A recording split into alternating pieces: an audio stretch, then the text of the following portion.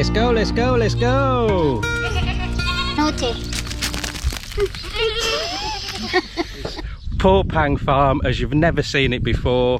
Loads of you have asked us over the years, can you please get some drone footage of your farm? So we've got just the slightest idea of the layout of your land, because it's impossible to tell what it's like just from on ground zero walking around with you with a video in your hand. Toon and I would like to personally thank John Gregory, aka John Sick, who visited us way back in January, I think. It was the Overrated Anglers video that we published not too long ago. It took us a while to get our backsides in gear and record it. And unfortunately, John was not in the best of shape. He missed out on the festivities for the first 24 hours or so.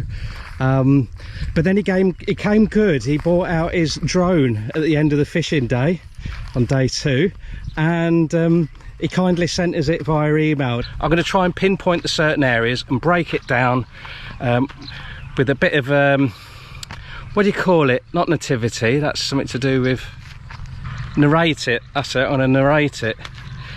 It's too much time spent hanging out with goats. My vocabulary is worse than it's ever been. The goats are out, obviously. Toon's busy cutting her finger, prepping the fresh bamboo that we cut the other day. And well, Bebo's helping out, so it could take some time. The first thing that is plainly obvious, when the video was shot back in January, there wasn't any rain. And we're now in the rainy season, which is considerably greener. So yes, the greenery was different, and the level in the lake, although it was still part of the dry season or the winter, the level was actually higher than it is now. So using my zooming skills, I'm going to zoom into the far top left, and you can see this area is what we've nicknamed Fangorn Forest. So back then we still had a lot of the eucalyptus in there, which was a few years old. And since then we've had it all chopped down, and that's the area that is earmarked for our big project, where you guys are going to have some input how it's developed when the dry season starts once more. Behind Fangorn Forest is a further 10 rye. So we've got a fence at the back end of the eucalyptus, and that divides 10 rye that Toon lets her mum do whatever she wishes to do with it.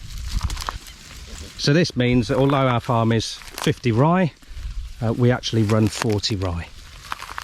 Towards the edge of Fangorn Forest, we then have an area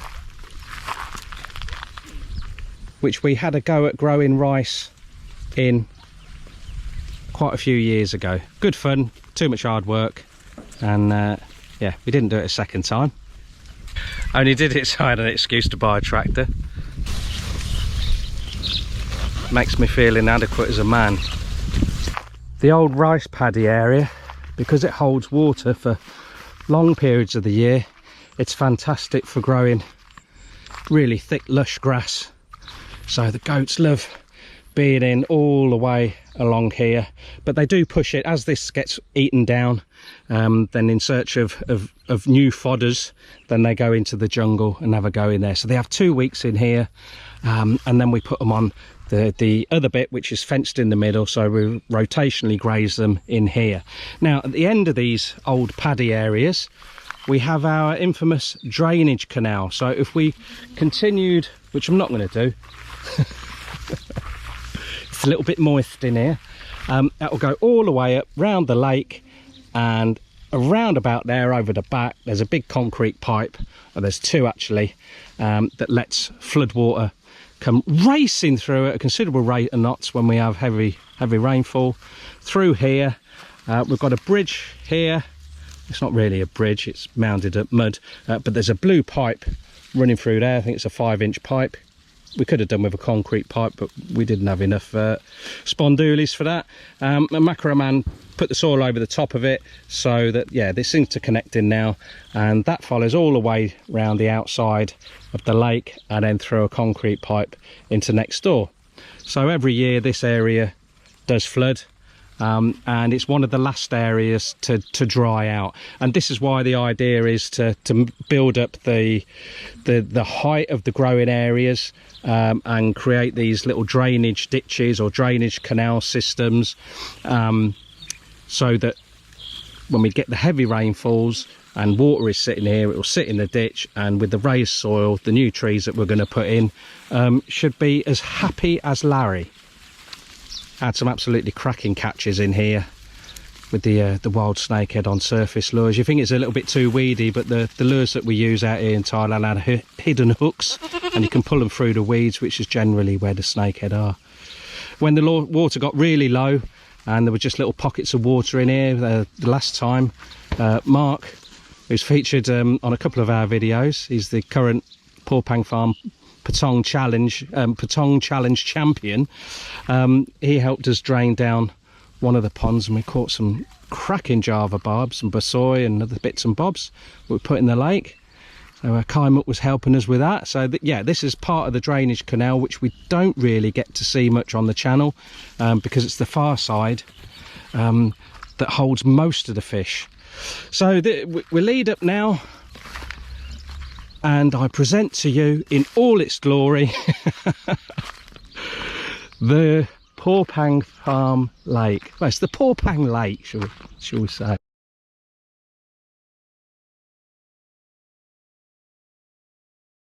I'm just going to wait for the old ball and chain to get out of the way. Pardon? What you say?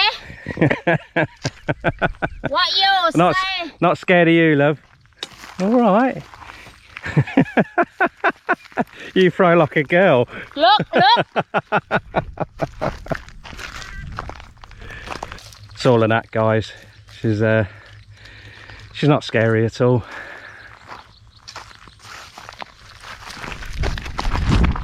Being a bad auntie, go and take care of your niece. Left her out in full sun.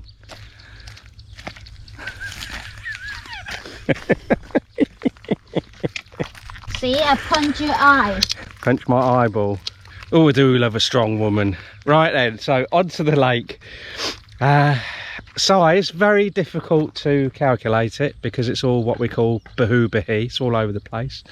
Loads of twists and turns, bays, channels, little islands. Well, one little island and one massive island,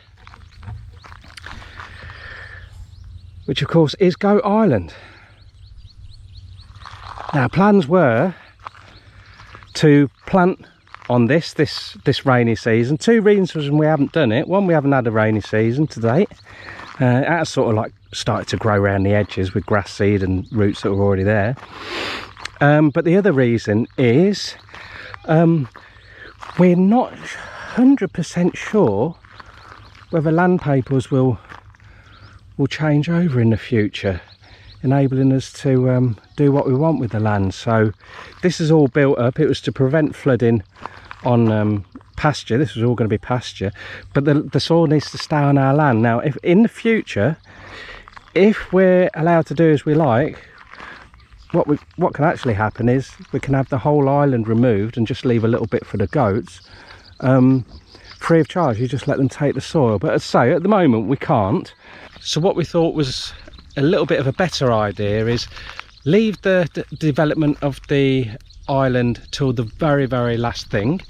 Develop all the remaining areas on the farm, and there's only 2 and half of it's already done. I'm going to show you that in a minute.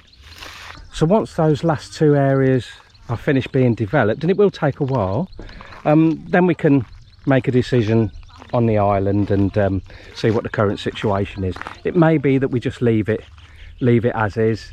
It may be that we plant it up, but yeah, we can't really afford to get any more earthworks done on it because it's such a huge area, so it would have to be done for free. So the digger company normally get in touch with you, like, do you want to get rid of your soil? We'll come and dig it for free, and they use it for projects like you know, repairing roads, putting new roads in, raising land areas up to put hospitals and schools and temples and things like that. And you've got little access roads running around the outside of farms, and in these rural areas a lot of them are dirt roads, so every few years they need repairing. So you know, we have got that as a possibility down the line. So we'll see what happens. Since John kindly took this drone footage for us, the only real changes that we've done to the lake to date is the glory hole swim. So originally the fishing shelter has become a fishing shack. It was just 4 posts and a sloping tin roof, and now we've put bamboo sides on it, stuck an old couple of windows in that were leftover material from when we had the goat house built. We bought like a knockdown house at a ridiculously cheap rate, so we put those in the sides, or the boys have. We've got another video coming up, guys, very soon, of Napier and Napier actually converting it. So it's sort of like a cross between a shack, a European style carp bivvy, and a large fishing lodge. Yeah, it's looking pretty good. So yeah, we'll fill you in on that, and we recorded a little bit of footage each day that the guys were doing it. But that's about it as far as the fishing lake goes. I think at last count we'd put 13 fishing nipples on the lake and on the island itself. So what we call a fishing nipples, just little rocky outcrops where you can fish. One being here opposite, which is Toon's party place. All being well, then, when our funds are available, we'll finish converting that. We need a bit of a roof. We might go with the grass roof, but it's going to be bamboo. It's like a bamboo wrap all the way around it. Keep it nice and rustic, real rural Thailand-esque. So we follow the raised road round here, and this will lead us to the additional road that we put in, which is the side access. So this runs at a right angle to the road that runs alongside the boundary, or the outside of our boundary of the farm. And when we had this road put in, the idea was for easy access for all the goat sales. So the bloke with the truck comes in here straight onto the island and reverses up to the goat enclosure and just loads the goats up. So this is on contour, so what I mean is the land is higher at that end, and any heavy rainfall comes, and this is basically acts as a swale, holds the water back higher up the land for as long as possible. All right, light of my life. I got something to say. I love you too. If anyone come to Toon and Leigh Porpeang farm tour, we got bamboo forest to holiday round the lake. We got no train, some farm. No train? We're gonna tie the rope together on a human train. Tie the rope together, then we're gonna a chicka boon. Toon train. Toon's train, all aboard. Toon train. Tour. Toon's train tour. That's it. But without a train. Yeah. Excellent. Well, we tie on each other. Well, no one allowed to get out the side because it's quite dangerous animal. Some people pay a lot of money to be tied up, you know? got a dangerous animal can't get out of Toon because we got caterpillar, spider, centipede. Toon, have you had a lot of coffee this morning? Not enough yet. All right. It's a fine balance. Not enough caffeine or too much. So many animal, bad animal. Have to be on Toon train. Welcome to holiday to Toon and Leigh Porpeang. Say it. Porpeang farm? No, my guy. This isn't the best advert for our farm stay, you know. I like what you say. Toon's train tour. Yes, say. Can you just say that word Go for and get me? some coffee, eh? Yeah, not enough. You think that's bad? Try living with it. Second thoughts, don't, because then that mean I'm not living here. Right, so yeah, the side access, right, I've hardly got any battery left now. Ridiculous. So our swale coming through the palms, which are growing beautifully. I keep talking about them, I love it. My vision of them all.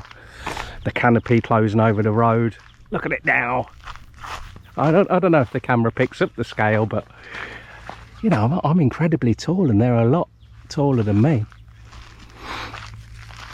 Not as tall as the bamboo though, eh?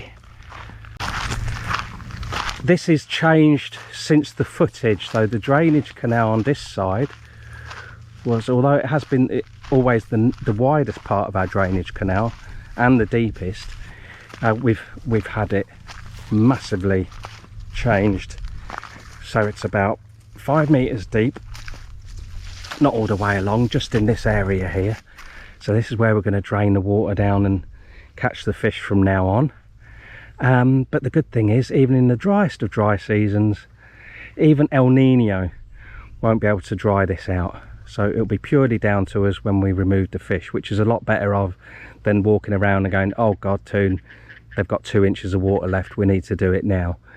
So yeah, that's going to make a big positive impact without any shadow of a doubt. Also in the dry season, sometimes, not very often, but sometimes you'll get a big storm out of the blue and we get a lot of runoff from next door, and it will just get filled in sort of like a couple of hours. I know it sounds like I'm over exaggerating, but the force that comes through from next door, I'm not, guys. In fact, we had one downpour earlier this year, just a few weeks after we had this excavation work done, and it was already on top of this shelf. Well, we call it a shelf, it's not really a shelf, it's quite sandy, so there's a lot of stuff that's eroded already. We have got a lot of grass growing there, but it's improving, but it'll take a while. So this is our new Napier, and even a little bit of black sugar cane in here, all pinned in by yours truly. It's weird, every time it was time to come and put them all in, I couldn't find a wife, so it was old Muggins. And leading on to our side access gate, nice and wide so diggers can get through, trucks can get through. And there's the eucalyptus next door. For all our neighbouring farms to grow, I'd get my vote every time, because they tend not to spray it. There's less erosion as well, so our drainage canal won't keep on filling up with silt quite so readily every time there's a big downpour. Yeah, so yeah, hopefully in another few years, sound Australian, ripper, all these surrounding areas will be growing eucalyptus, becoming quite popular, because the soil quality, I'm not speaking about the soil quality around here, is pants. People struggle to even grow corn well now. Cassava, very, very hit and miss. Sugarcane, not too bad. And it's rice, that's the main thing. So there will always be some rice paddies around here, whatever the situation may be in the future, because the land is quite low. So certainly over our far side there, the land it slopes towards it, not by a lot, but ours is almost the lowest bit, but there's a few farms after us that are lower. No one living on there, because they would have to raise their soil level up so high. They'd basically have to dig up the whole farm so they could put a house on there. So that's good. We can't have any neighbours over there. They might in the future, right? There is talk of a main concrete road being put in, and electric and mains water. Start at the end, isn't it?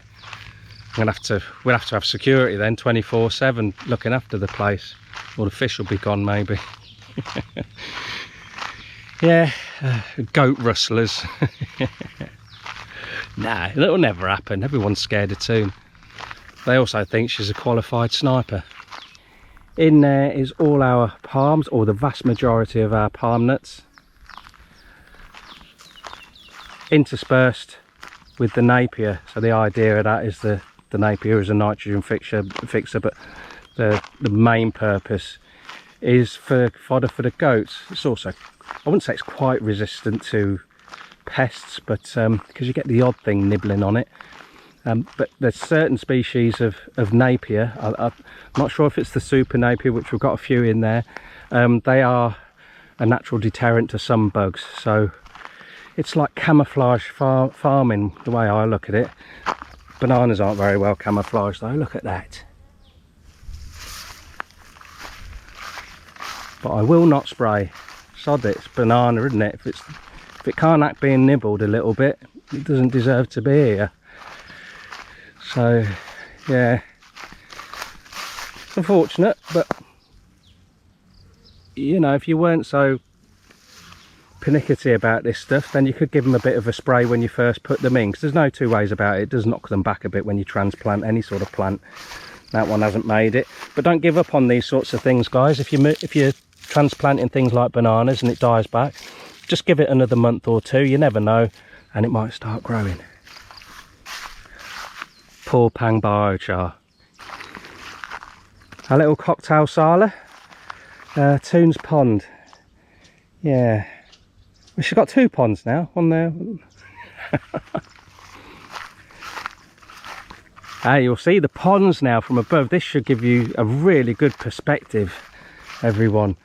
So through there, we've got our fence pond. That was the original pond on our land. Just thinking back now, right down far end, right at the start of the video, you could just make it out, the 10 ride that Toon's mum works, sort of. There's what we call the Napier pond. That was the one that was poached before we even moved to the farm. Should never have stocked it. So we put that in before we moved here.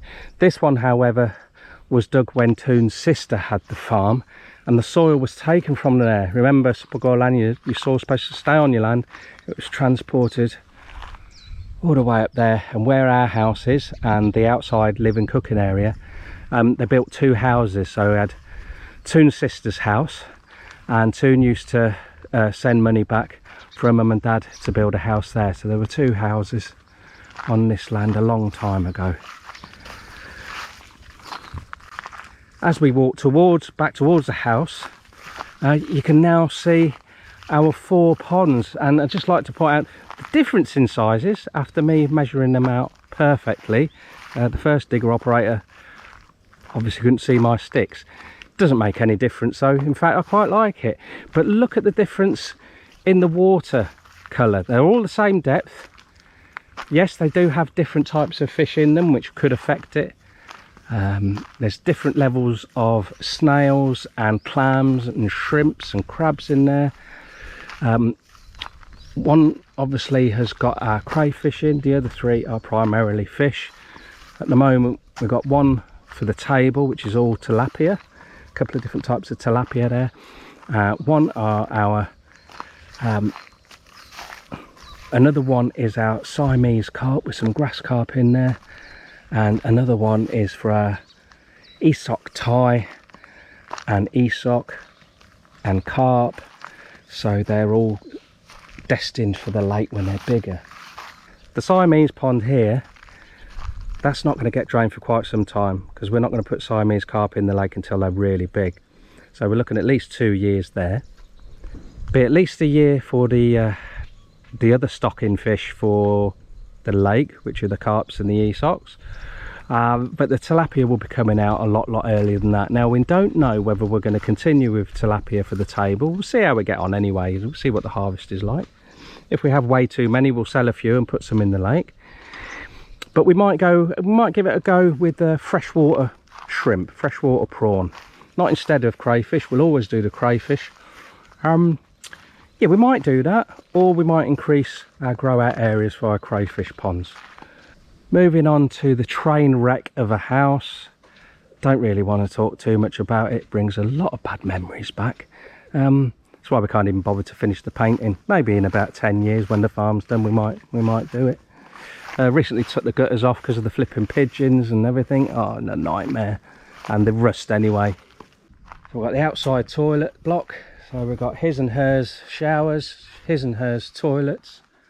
Then the large blue roofed area is our outside living area. And in there we have Toon's kitchen, where she rustles up some amazing dishes. Leading on from there, we've got the orchard area, where Toon can boast her juiciest citrus in Thailand. So lemons, limes, giant lemons, mangoes, soursop or custard apples, guava. We've got a cashew nut tree as well, which they do all right. And one other tree, I can't remember the name of it. All I remember is a kunun. So I can't remember what it is. Never mind. We've got kaffir lime leaf as well. A couple of avocado trees that Toon never watered. And then last but not least, we've got the old poultry enclosure. And that's where we've got our 3 new crayfish tanks in there. To be perfectly honest with you, it's been a pain in the backside recording this, because I got about half of it done on the day that dog got hold of one of our baby goats. Hopefully it was worth the wait, guys, and we'll keep on working through your suggestions of video content. Please bear with us, because people are still watching that video and suggesting more and more types for us to record. So we'll get through most of them by the end of 2025. You've been nagging us for years. Please get some drone footage. Again, thanks very much, John. And we really appreciate it, because you've helped stop so many people nagging us. We don't like to be nagged continuously.